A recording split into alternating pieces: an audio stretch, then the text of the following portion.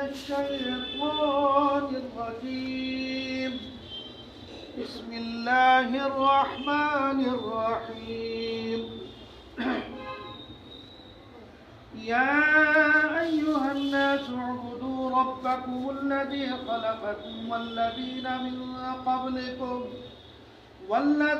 من قبلكم لعلكم تتقون. الذي جعل لكم الأرض فراشا والسماء بناء وأنزل من السماء ماء فأخرج به من الثمرات رزقا لكم فلا تجعلوا لله أندادا وأنتم تعلمون. اس سے پچھلی آیات میں 3 جماعتوں کا یک بعد دیگرے بیان کیا گیا تھا.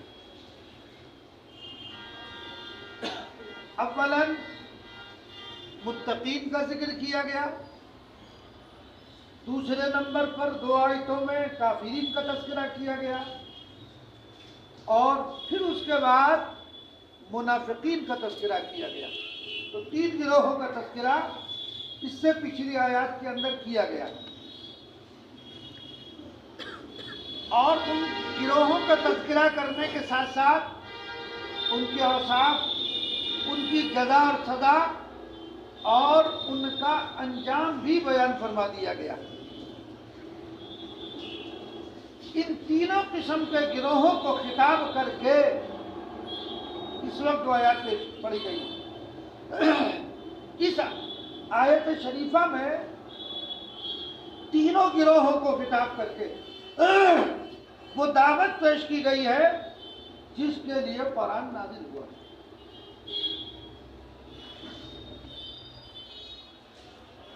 ان آیات میں مخلوق پرستی سے بعد آنے، ایک خدا کی عبادت کرنے کی طرف دعوت دی گئی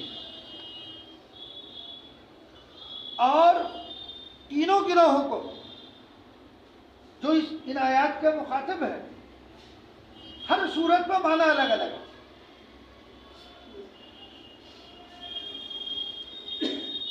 چنانچہ پہلا گروہ متقین کا ہے، دوسرا گروہ کافرین کا ہے، تیسرا گروہ منافقین کا ہے.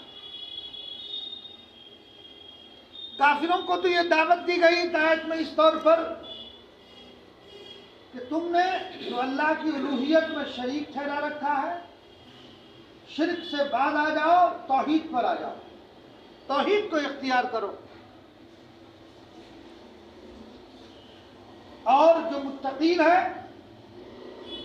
ان کو دعوت دی گئی ہے کہ تم اطاعت پر قائم اور مستقیم رہو. اور جو منافقین ہیں ان کو دعوت دی گئی ہے کہ تم منافقت کو چھوڑ کر اخلاص کا راستہ اختیار کرو. چنانچہ آیت میں اللہ تبارک و تعالی نے فرمایا یا ایھا الناس. دیکھو لفظ الناس تینوں گروہوں کو شامل ہے.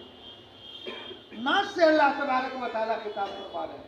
تو اس کا مطلب ہے چاہے وہ مومن متقی ہو اور چاہے وہ کافر ہو اور چاہے وہ منافق ہو یا اس کے علاوہ کوئی اور بھی ہو، وہ تمام کے تمام الناس میں شامل ہیں.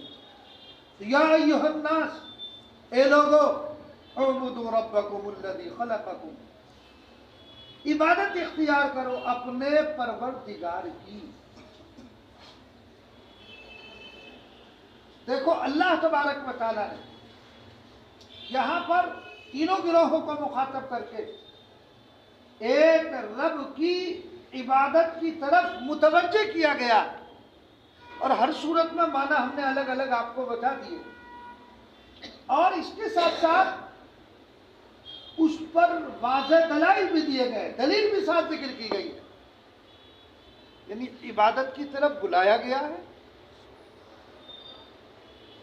اور بلانے کے ساتھ ساتھ اس پر دلیل بھی ہے کہ اس رب کی عبادت کرو.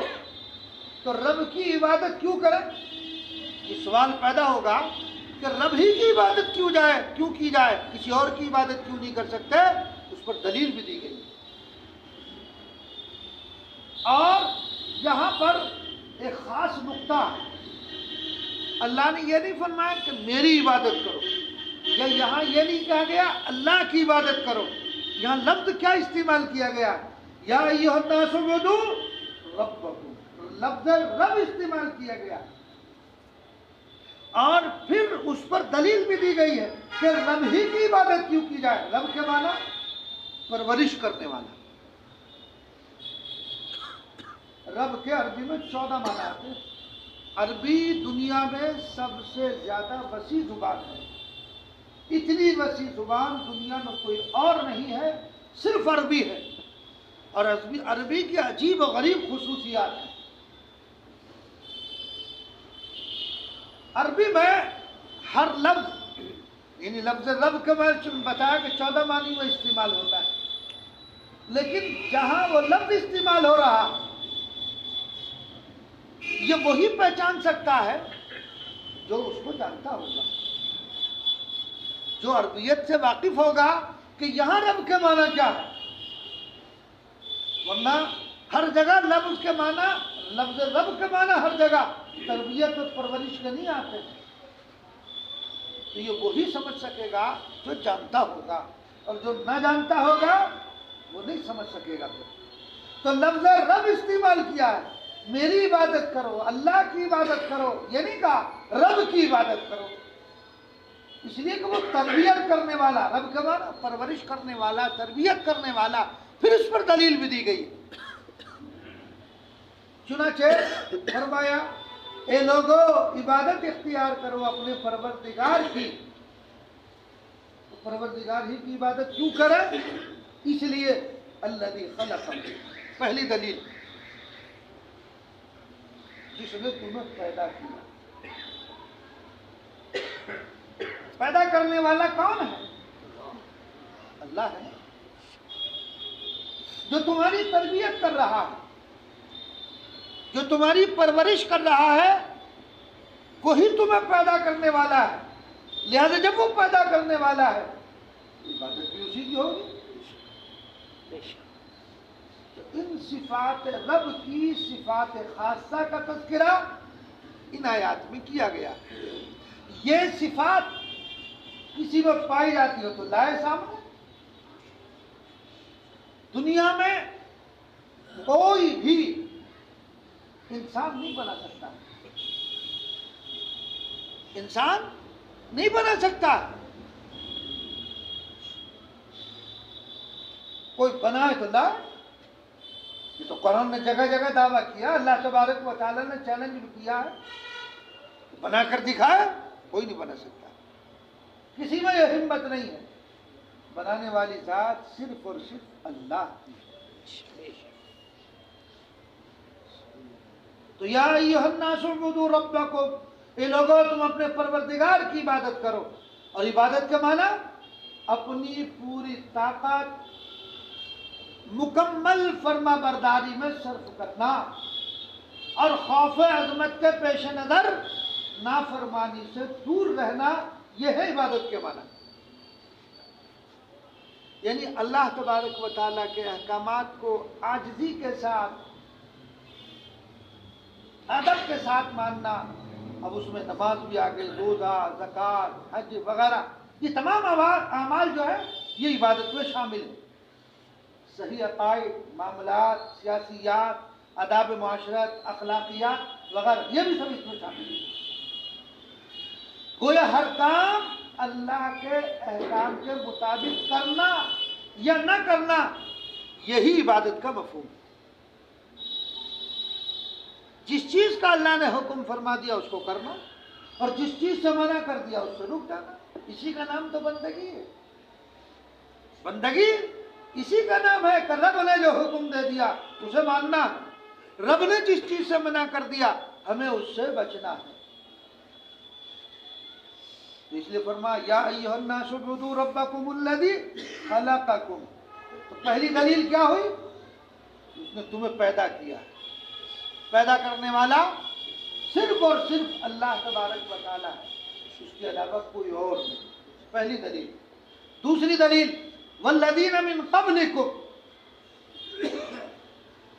یعنی اس سے یہ بات سمجھ میں آ رہی تھی کہ اللہ نے تمہیں پیدا کیا نہیں، تمہارے آبا اور اجداد جو تم سے پہلے تھے ان کو بھی پیدا کیا.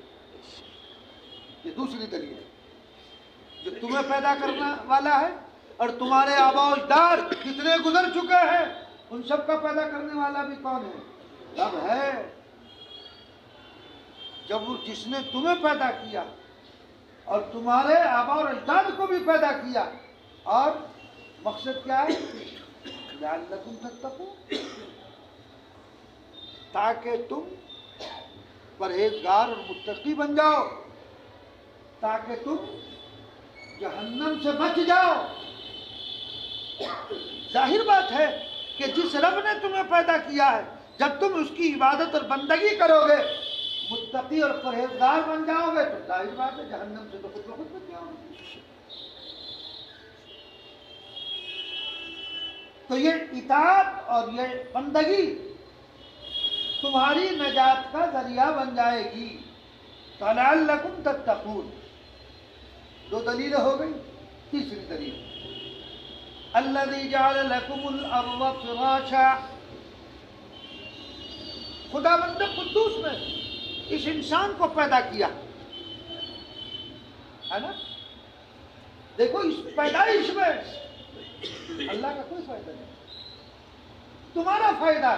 لعلکم تتقون، اس پیدائش سے اللہ کا کوئی فائدہ نہیں، تمہارا، تم جہنم سے بچ جاؤ. تمہیں پیدا کیا، تم اطاعت اور فرما برداری کرو گے، جہنم سے بچ جاؤ گے، اس کے عذاب سے بچ جاؤ گے، متقی اور پرہیزگار بن جاؤ گے. پھر اس کے بعد اللہ نے مزید دلیل دی. کس بات کی؟ کہ رب تمہارا بندگی کے لائق کون ہے؟ الذی جعل لکم الارض فراشا، وہ ذات جس نے تمہارے لیے زمین کو فرش بنایا. ظاہر بات ہے جب ایک انسان کو پیدا کیا گیا تو پیدا کرنے کے بعد وہ رہے گا کہاں؟ جب آدمی جوان ہو جاتا ہے تو ماں باپ کو فکر ہوتی ہے کہ بھائی بچہ جوان ہو گیا تو اس کا رشتہ کیا جاتا ہے، اس کے لیے ایک بہو لائی جاتی ہے، دلہن لائی جاتی ہے، تو اس دلہن کو رکھے گا کہاں؟ تو اس کے لیے کچھ رکھنے کے لیے جگہ بھی تو ہونی چاہیے.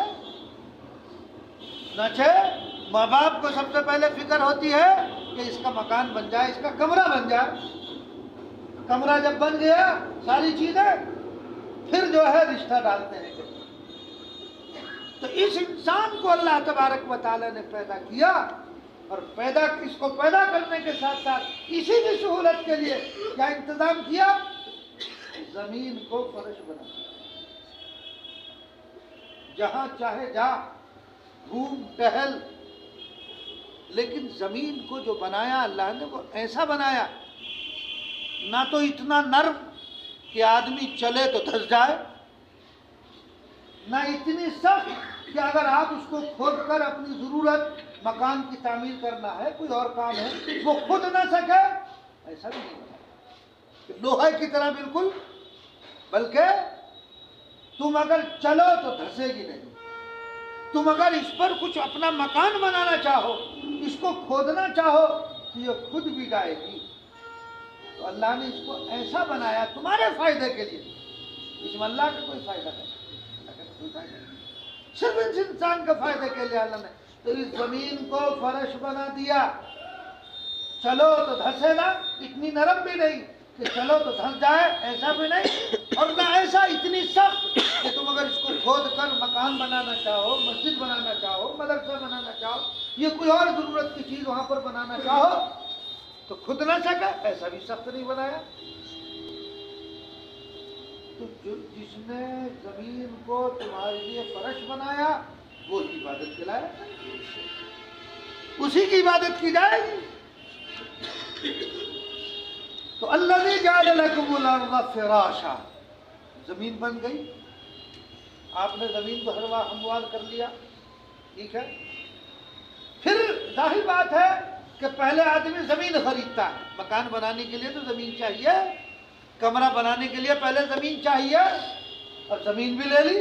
چلو جی، زمین لینے کے بعد اب آپ نے اس میں تعمیر شروع کی، دیواریں کھڑی ہو گئی، اب چھت بھی تو چاہیے. اللہ نے کیا کیا؟ وَالسَّمَاءَ بِنَاءً، زمین کو تو فرش بنا دیا اور آسمان کو چھت بنا دیا، گویا کا مکان تیار۔ پھر اس میں انسان کو بھیجا گیا۔ تو اللہ تبارک و تعالیٰ نے یہ زمین کو فرش بنایا اور آسمان کو تمہارے لیے چھت بنا دیا۔ اور ایسی چھت، دنیا میں ایسی چھت آپ کو کوئی بنا کر نہیں دے سکتا ہے جس کے نیچے نہ پلر ہے، نہ کوئی ستون کھڑے ہوئے ہیں، نہ کسی چیز پر وہ ٹکا ہوا ہے، اور آپ جہاں تک نظر دوڑائیں گے آپ کو نظر آتا رہے گا۔ کوئی ہے ستون، کوئی پلر نہیں۔ دنیا میں کوئی تعمیر ایسی دکھا دو اتنی بڑی اور کوئی ستون نہ ہو۔ ظاہر بات ہے کہ آپ کو اس چھت کو روکنے کے لیے آج کل سائنس ترقی پر ہے، آپ ٹیکنالوجی کے لیے ایک پلر تو ضرور کھڑا کرنا پڑے گا۔ اگر کوئی بھی پلر نہ ہو اور یہ چھت رک جائے، ناممکن ہے۔ کچھ نہ کچھ آپ کو کرنا پڑے گا اسے روکنے کے لیے، لیکن اتنی بڑی چھت اور وہ بغیر کسی ستون پہ کھڑی ہوئی ہے۔ یہ انسان خود اپنی عقل و دماغ سے سوچے کہ یہ کیسے کھڑی ہے۔ یہ اس رب نے کھڑی کر رکھی ہے جس رب نے تمہیں پیدا کیا، تمہارے آبا اور اجداد اور تم سے پہلوں کو جس نے پیدا کیا، اسی نے ان تمام چیزوں کو کھڑا کر رکھا۔ تو جس نے زمین کو تمہارے لیے فرش کی طرح بنا دیا، چل پھر سکو، اٹھ بیٹھ سکو، لیٹ سکو، گھر بار اپنا بنا سکو، اور پھر اس آسمان کو کیا بنا دیا؟ وَالسَّمَاءَ بِنَا، جس نے تمہارے لیے آسمان کو چھت بنایا۔ یعنی اللہ تبارک و تعالیٰ نے خیمے کی چھت کی طرح بنا کر کھڑا کر دیا۔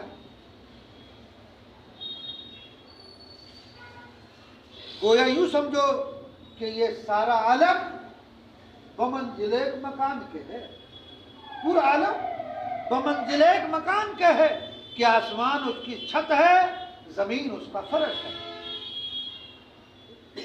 اور چاند اور سورج اور ستارے گویا کہ یہ اس گھر کے چراغ ہیں۔ اس میں جیسے آدمی کمرہ بناتا ہے، اس میں لائٹنگ لگاتا ہے نا،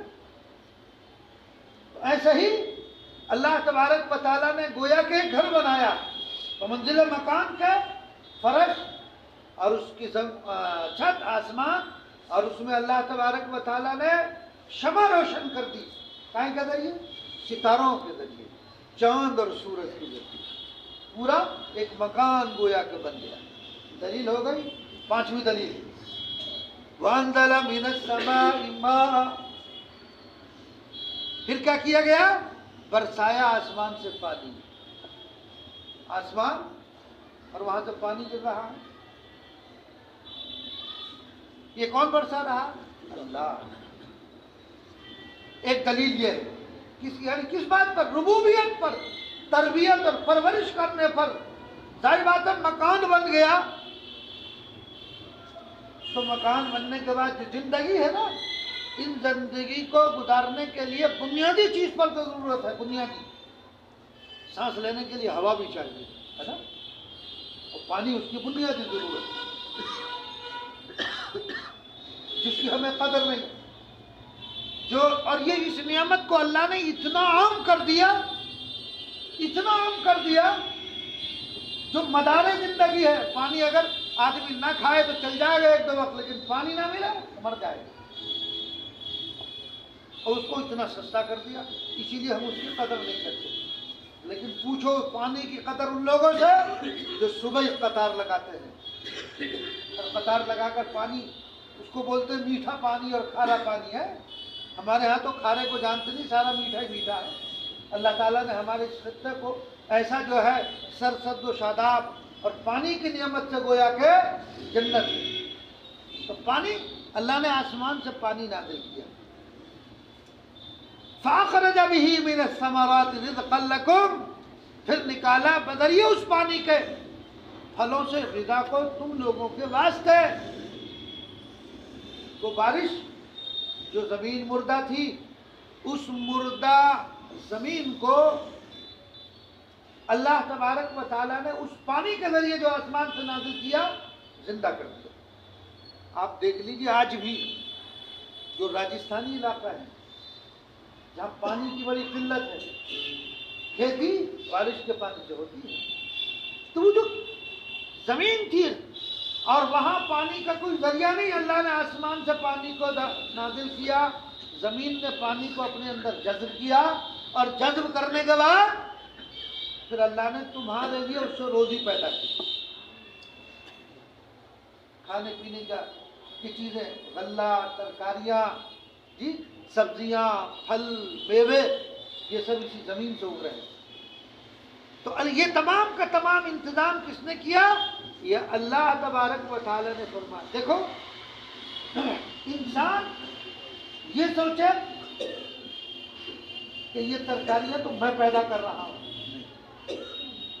انسان ظاہری اسباب کے درجے میں اس کا انتظام تو کر سکتا ہے، مثلا کھیت کو جوتنا، بیج کو بونا، پانی کا دینا، لیکن اب اس سے پودے کا نکالنا یہ انسان کے بس میں نہیں۔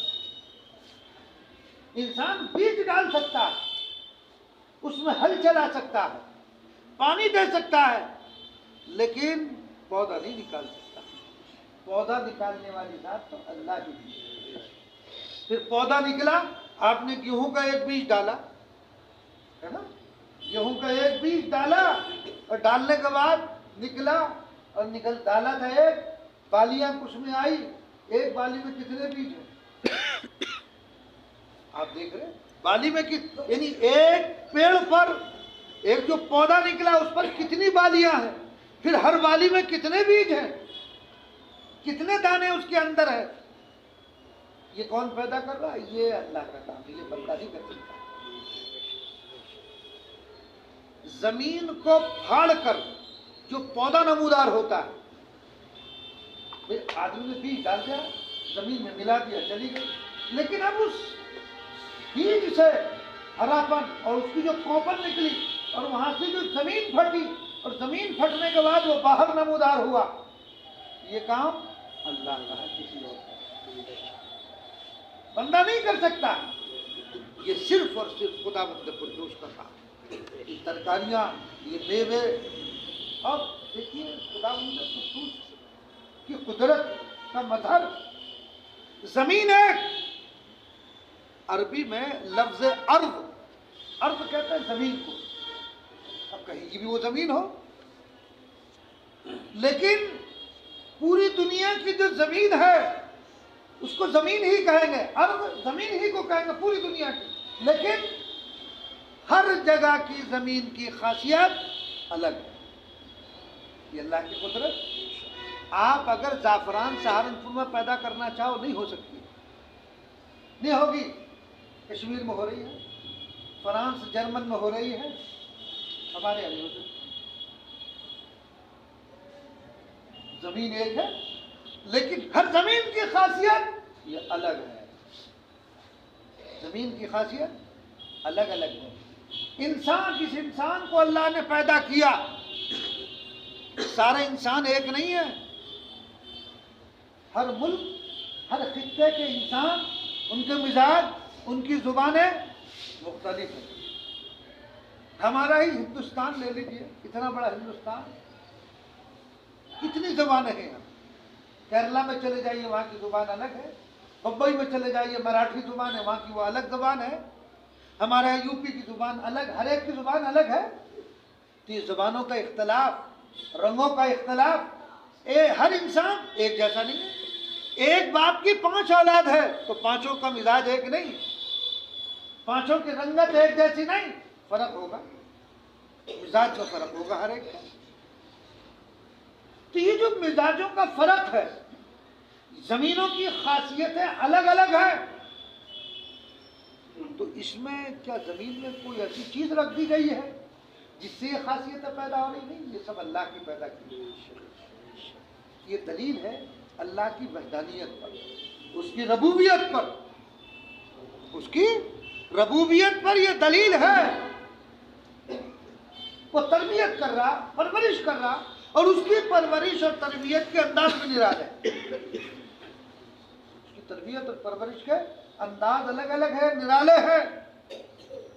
اگر کسی انسان میں ہے تو بتا. تو فرمایا گیا یہ پانچویں دلیل تھی. وَأَنزَلَ مِنَ السَّمَاءِ مَاءً، آسمان سے اللہ نے پانی کو نازل کیا. کس لیے؟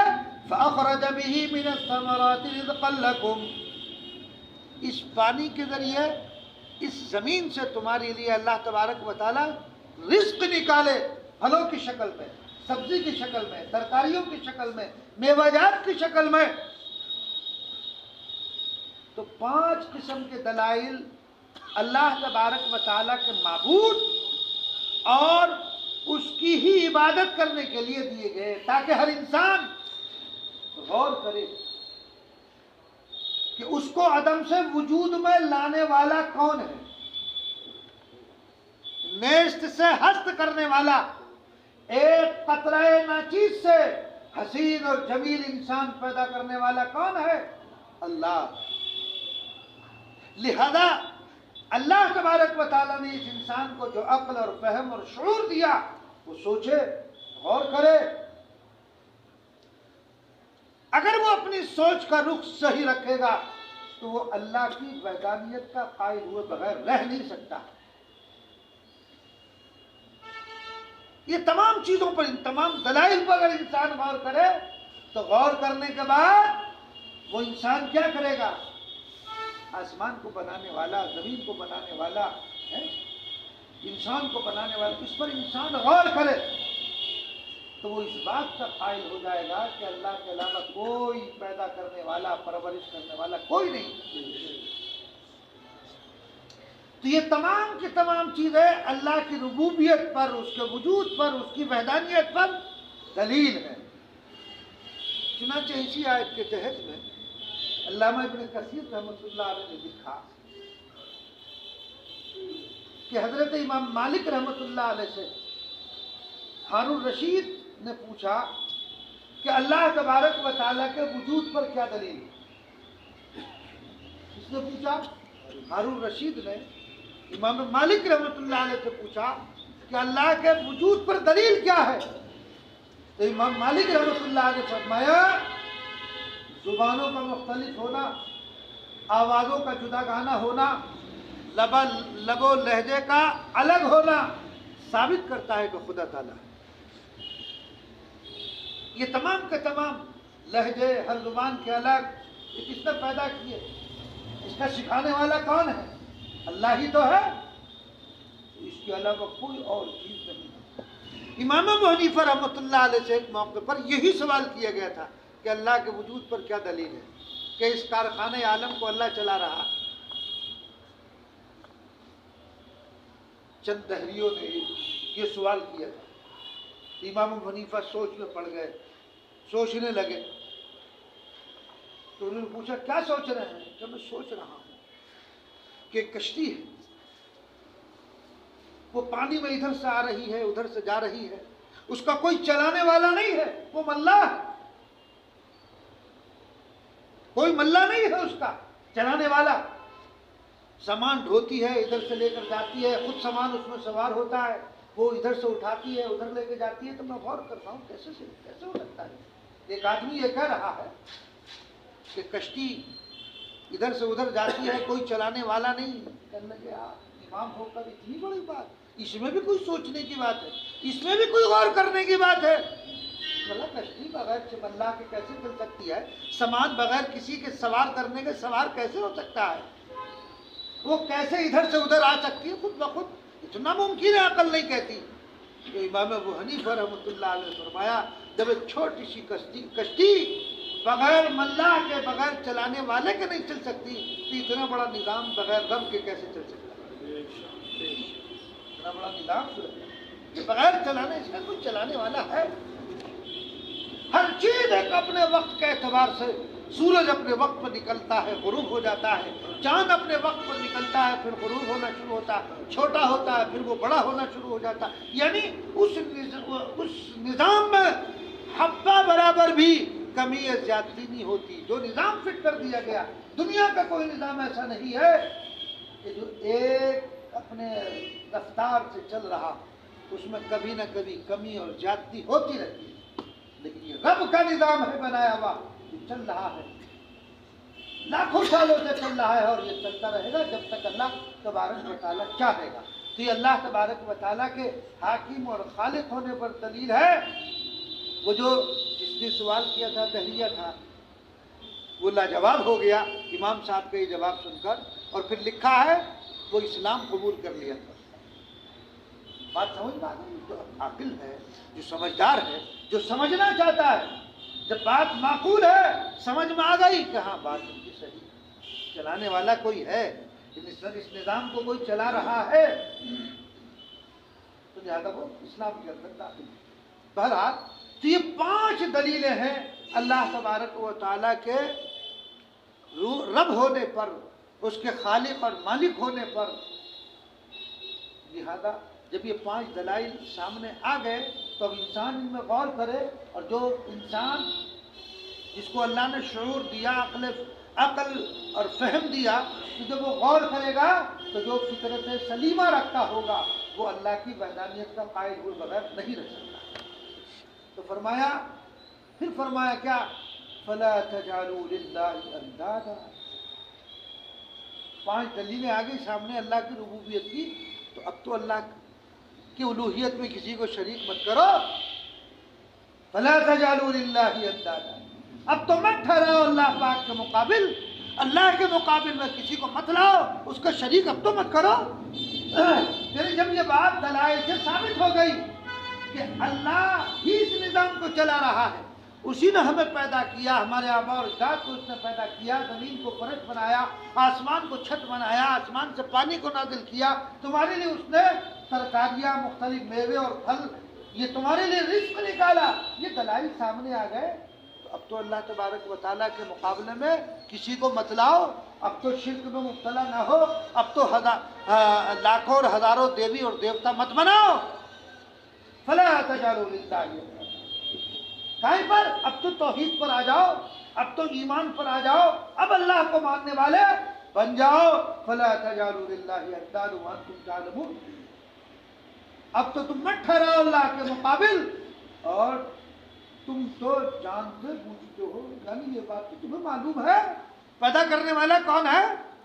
भाई आप अगर किसी गैर मुस्लिम से बात करेंगे तो वो क्या कहता है, कहता नहीं कहता कि ऊपर वाला ही का काम है, तो मालूम हुआ कि वो जानता है, वो जानता है इस बात को। भाई जब जानते हो तो मान लो, तौहीद का कायल क्यों नहीं हो जाते, अल्लाह की रुबूबियत का कायल क्यों नहीं हो जाते। तो अल्लाह तबारक व तआला की रुबूबियत को 5 दलाइल के जरिए साबित किया गया है कि रब, अल्लाह की रुबूबियत को, तो जो रब है वही इबादत के लायक है। 5 दलाइल से अल्लाह की रुबूबियत साबित की गई। जब उसकी रुबूबियत साबित हो गई तो जाहिर बात है कि इबादत की मुस्तहिक़ भी वही ज़ात है जो फरमाया गया था, या अय्युहन्नासु उबुदू रब्बकुम। तो लिहाजा इबादत उसी की जाएगी, उसके अलावा किसी और की नहीं की जाएगी। इस आयत में अक़ीदा तौहीद को बयान किया गया। जाहिर बात है कि ये बुनियादी अक़ीदा है, अगर इसी अक़ीदा में बिगाड़ पैदा हो गया तो जो दीगर मामलात है, जो उस पर मुरत्तब होने वाले आमाल है, ज़्यादा वो बेकार होंगे। अगर आदमी के अक़ीदे में बिगाड़ है, चाहे कितने भी वो नमाज पढ़ता रहे, रोज़ा कर रखता रहे, दीगर आमाल करता रहे, तो उसका कोई फ़ायदा नहीं। जब तक आप मोमिन नहीं होंगे तब तक उन कामों का कोई नतीजा और कोई फ़ायदा नहीं होगा। लिहाजा बुनियादी चीज़ अल्लाह ने पहले बयान फरमाई, वो क्या है, वो है अक़ीदा तौहीद, कि अपने अक़ीदा तौहीद को सही कर लो। यहाँ तक तो इसको बयान फरमा। अब इसके बाद जो अगली आयत है उसमें ख़त्म नबूवत को बयान किया गया, रसूलुल्लाह सल्लल्लाहु अलैहि वसल्लम और आपके खातमुन नबिय्यीन होने को और आपकी रिसालत को साबित किया गया है। वो इंशाअल्लाह आइंदा अल्लाह तबारक व तआला हम सब को अमल की तौफीक इनायत। अल्लाहुम्मा सल्लि अला सय्यिदिना व नबिय्यिना व मौलाना मुहम्मदन अब्दुहु व रसूलुहु। ربنا ظلمنا انفسنا وان لم تغفر لنا وترحمنا لنكونن من الخاسرين لا اله الا انت سبحانك اني كنت من الظالمين واعف عنا واغفر لنا وارحمنا انت مولانا فانصرنا على القوم الكافرين. اے اللہ ہمارے گناہوں کو معاف فرما، ہماری خطاؤں کو درگزر فرما، ہم سب پر رحم اور کرم اور عافیت کا معاملہ فرما.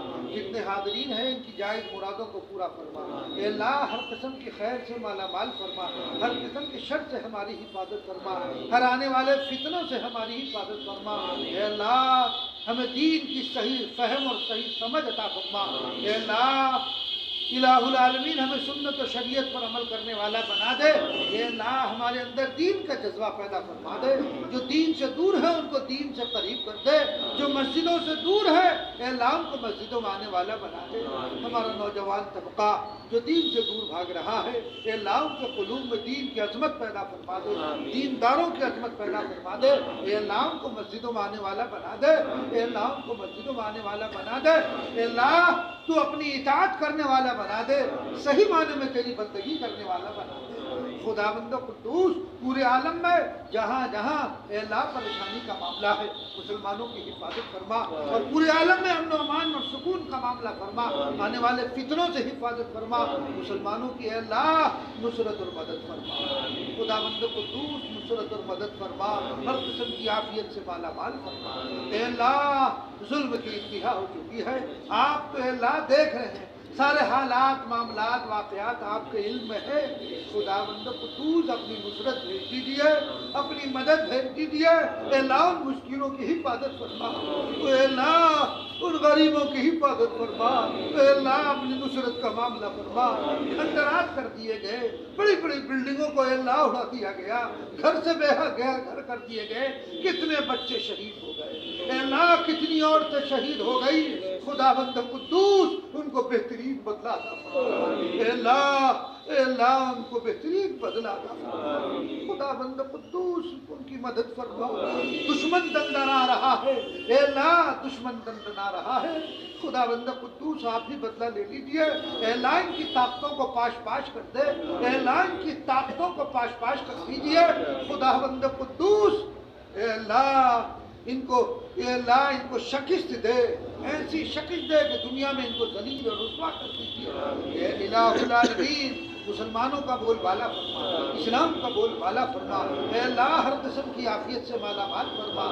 خداوند قدوس ہم کمزور ہیں، ہر اعتبار سے کمزور ہے. رب کریم ہماری کمزوری پر رحم فرما. اے اللہ ہماری کمزوری پر رحم فرما. خداوند قدوس ہمارے بھائی جہاں جہاں پریشان حال ہیں ان پریشانیوں کو، ان کی پریشانیوں کو دور فرما دیجیے. اے اللہ ان کی پریشانیوں کو دور فرما دیجیے. خداوند قدوس ہم ان کے لیے یہاں سے سوائے دعا کا اور کیا کر سکتے ہیں. اے اللہ الہ العالمین ان کی مدد فرما، ان کی نصرت فرما، ان کی اعانت فرما. اے اللہ الہ العالمین ہمیں آپس میں اتحاد اور اتفاق نصیب فرما. اے اللہ دین پر چلنے والا بنا، آپس میں اتحاد اور محبت کرنے والا بنا دے. ہمارے اندر جو اختلافات ہیں اس کو دور فرما دے. اے اللہ عفو و درگزر کا معاملہ فرما، اور ان دعاؤں کو محض اپنے فضل و کرم سے قبول فرما. صلی اللہ تعالی علی خیر خلق محمد وعلی آلہ اصحابہ اجمعین برحمتہ.